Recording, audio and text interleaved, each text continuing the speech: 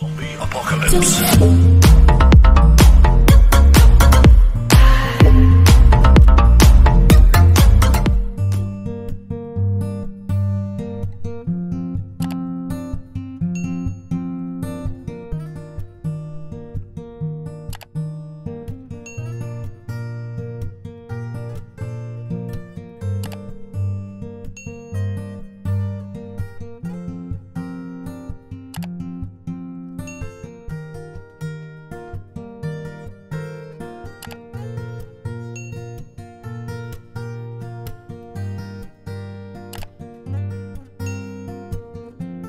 Video tentang Palestina tiba-tiba langsung dihapus oleh pihak YouTube.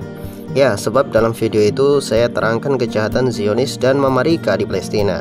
Jadi ya, karena itu mungkin video Mimin dihapus dan Mimin gak bisa upload ulang lagi. Jadi biarlah kapan-kapan kita buat lagi video yang seperti itu dengan bahasa yang disamarkan, tapi intinya sama. Pada pembahasan kali ini, Mimin ingin mengajak Coffeezen semua untuk merenungi penciptaan Allah Subhanahu wa Ta'ala terhadap binatang bernama babi, atau dalam bahasa Inggrisnya adalah celeng. Oh sorry, itu bahasa Jawa ya. Jadi makhluk bernama babi adalah binatang dengan tingkat keharaman paling tinggi dalam Islam. Dalam banyak ayatnya Allah Subhanahu wa Ta'ala menyebutkan nama binatang babi setelah bangkai dan darah. Lalu babi menempati keharaman selanjutnya. Artinya babi mempunyai kedudukan haram yang tidak main-main. Banyak orang Islam salah faham tentang haramnya babi. Ketika mereka ditanya mengapa babi haram, kebanyakan umat Islam menjawab babi itu mengandung cacing pita sehingga tidak sehat untuk dikonsumsi oleh manusia. Tahukah sahabat Coffeezen semua bahwa jika alasannya hanya karena cacing pita, maka perlu sahabat fahami bahwa cacing pita tidak hanya ada di dalam babi, tapi juga ada di dalam sapi. Meskipun berbeda jenisnya, tetapi sama-sama merusak kesehatan manusia. Jadi bukan itu intinya, itu hanya satu dari sekian banyak alasan haramnya babi. Pernahkah Coffeezen semua memperhatikan bahwa babi itu tidak mempunyai leher? Hal ini membuat kita berpikir dengan akal yang cerdas, kemudian membuat satu kesimpulan bahwa babi itu diciptakan memang bukan untuk dimakan oleh manusia. Ada hikmah dalam setiap penciptaan makhluk. Begitu pula dalam penciptaan babi, Allah sengaja mencabut leher babi sebab ia bukan binatang yang diciptakan untuk dikonsumsi. Setiap binatang darat ketika hendak dikonsumsi, ia harus disembelih terlebih dahulu. Nah, bagaimana bisa dia disembelih jika tidak mempunyai leher? Ini sebenarnya sebuah logika yang sangat sederhana bagi mereka yang berakal. Terlepas babi itu lezat atau nikmat, itu urusan yang lain. Dan perlu difahami bahwa lezatnya babi itu hanya bagi lidahnya orang-orang yang rakus. Bagi mereka, lidahnya orang-orang yang beriman tidak akan seperti itu. Bagi orang-orang beriman, daging kambing yang dibuat sate adalah yang paling nikmat. Ya, saya setuju dengan itu. Saya pernah ditanya oleh orang-orang kafir, mengapa orang Islam tidak memakan babi? Mubazirlah, udah diciptakan tapi nggak dimakan. Ya, dengan santai saya kemudian jawab, lah besok bapakmu atau ibumu kalau mati ya jangan dikubur, goreng aja buat dimakan, kan mubazir. Daripada dimakan belatung, mending ente makan, lumayan buat tambahan gizi. Ya, seperti itu jawaban saya. Orang-orang kafir selalu mempunyai banyak alasan untuk menghalalkan babi. Tetapi bagi umat Islam, cobalah Anda berpikir bahwa ketika Anda melihat babi, Anda bayangkan bahwa tumpukan daging babi adalah tumpukan kotoran yang menjijikkan. Coba Anda perhatikan baik-baik bahwa para ilmuwan modern telah menemukan fakta bahwa babi itu adalah seekor binatang dengan segala keburukan di dunia ini terkumpul di dalamnya. Ada 3 keburukan babi yang menjadi alasan mengapa binatang ini layak dikatakan sebagai makhluk terburuk di bumi. Pertama, seperti yang kita ketahui bahwa babi mengandung penyakit yang sangat berbahaya bagi manusia. Cacing pita itu baru sebagian kecil dari penyakit yang dibawa oleh babi. Padahal kita tahu cacing pita pada babi itu berbeda dengan cacing pita yang ada pada hewan lain. Cacing pita dalam babi tidak mati meskipun dimasak dengan suhu mendidih. Ini suatu perkara yang sangat merepotkan. Bakteri dan virus mungkin cukup dimasak dengan suhu mendidih akan mati. Tapi cacing pita ini suatu yang mungkin adalah kutukan nyata di dalam babi. Bisa dibayangkan mereka yang suka makan daging babi, bahkan belum mati tubuh mereka sudah dipenuhi oleh cacing-cacing yang menjijikkan. Selain itu, daging babi adalah daging yang tidak steril meskipun dicuci bersih. Hal itu disebabkan karena kantong penyimpanan kencing babi sering bocor dan merembes bercampur darah.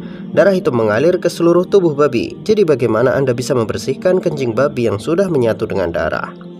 2. Babi adalah makhluk paling jorok dan paling rakus di muka bumi ini. Babi sangat suka tidur di atas kotoran yang dicampur air kencingnya sendiri. Ini membuat tubuh babi bahkan tidak layak disentuh oleh manusia. Babi juga terbiasa memakan hal-hal jorok seperti kotoran dan cacing-cacing tanah.